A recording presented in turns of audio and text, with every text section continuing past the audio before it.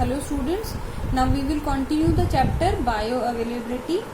Bioavailability is classified into two types. Do you remember what is bioavailability? Bioavailability is the rate and extent of the drug that reaches the systemic circulation.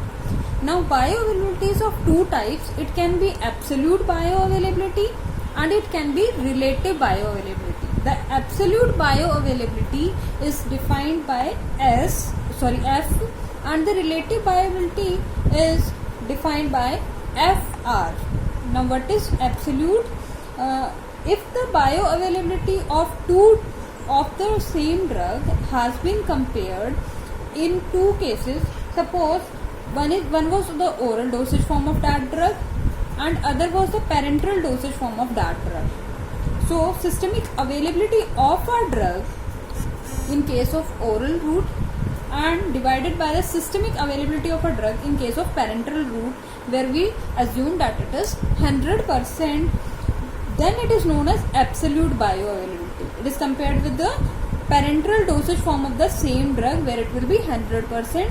Systemic availability of a drug, it may be oral route, it may be topical route, it may be any route. If it is compared with the parenteral route, then it is known as absolute bioavailability. If the bioavailability is compared in case of, suppose systemic availability of a drug is compared in case of oral route first and it is compared with the oral route via other dosage form. Suppose a tablet is compared with the capsule, then it is known as, if the tablet of a same drug is compared with the capsule, then it is known as relative bioavailability. If the tablet is compared with the parenteral route, then it is absolute bioavailability. Means what we have discussed previously was absolute bioavailability, and the relative bioavailability compares related to same dosage form, for example oral with the oral of the other form, dosage form, tablet with the capsule. Next is measurement of bioavailability, which is important, very important for your syllabus. What do you mean by measurement of bioavailability? The rate and extent to which the drug will be available in systemic circulation is bioavailability, and if it is determined by two methods, it can be determined by pharmacokinetic methods or pharmacodynamic methods. What are pharmacokinetics? Pharmacokinetic is the method where plasma level time studies are undertaken. Means in case of plasma level time studies, what is done? Suppose if a dose of a drug has been given to a patient, suppose we have given him 100 mg tablet to a patient, then the amount of the drug in the plasma in case of oral route will increase first, and then peak level will be attained, and then it will start reducing. This is time. With respect to time, we have plotted plasma drug concentration. Plasma drug concentration has been plotted with respect to time. Then this is plasma level time studies. If the bioavailability is determined by this method, that we have injected a drug or we have administered a drug via oral route, and then we take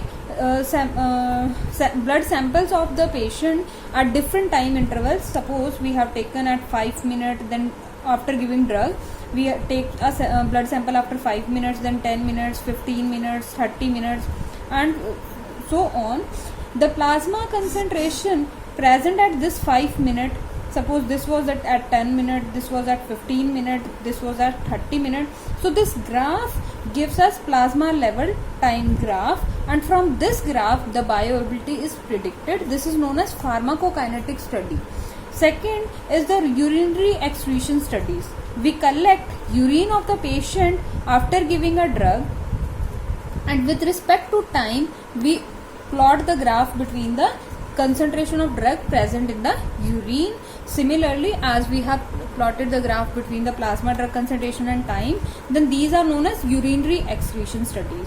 So in case of pharmacokinetic studies, we can take samples of a patient We can take the blood of a patient also, which is known as plasma level time studies, and in other case we can take urinary excretion study. In case of urinary excretion studies, we take the urine of a patient from time to time, and we see how much the drug has been excreted with respect to time. The graph in case of urinary excretion can be different in different kind of drugs. Now next is the pharmacodynamic method, which is different from pharmacokinetic.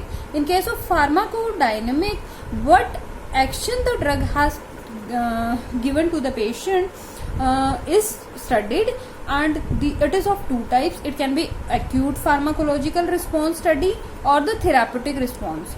What is acute pharmacological response? In this case, suppose a drug has been given and we measure the ECG or EEG of the patient, which are directly affected with the help of the drug. So this ECG and the study of EEGs is known as acute pharmacological response studies. If we have given a drug to a patient which will directly influence the heart or the brain. So these studies are feasible only for these kind of cases. The other is the therapeutic response. Suppose we have given a tablet for pain relief, then we can measure how much the pain has been relieved in a patient. This is known as therapeutic response, but these methods are not so accurate. These both methods will not give accurate readings of the bioavailability. Therefore, mostly in the case of measurement of bioavailability, we use two basic methods, that is plasma level time studies and urinary excretion studies. And most of the time, plasma level time studies are considered for the evaluation of the bioavailability. I will explain these methods in detail, as these are very important for your syllabus. Go through these, what are the types of bioavailability and what are the various methods of measurement of bioavailability. In next class, I will explain how plasma level time studies and urinary excretion studies has been taken place. Thank you, students.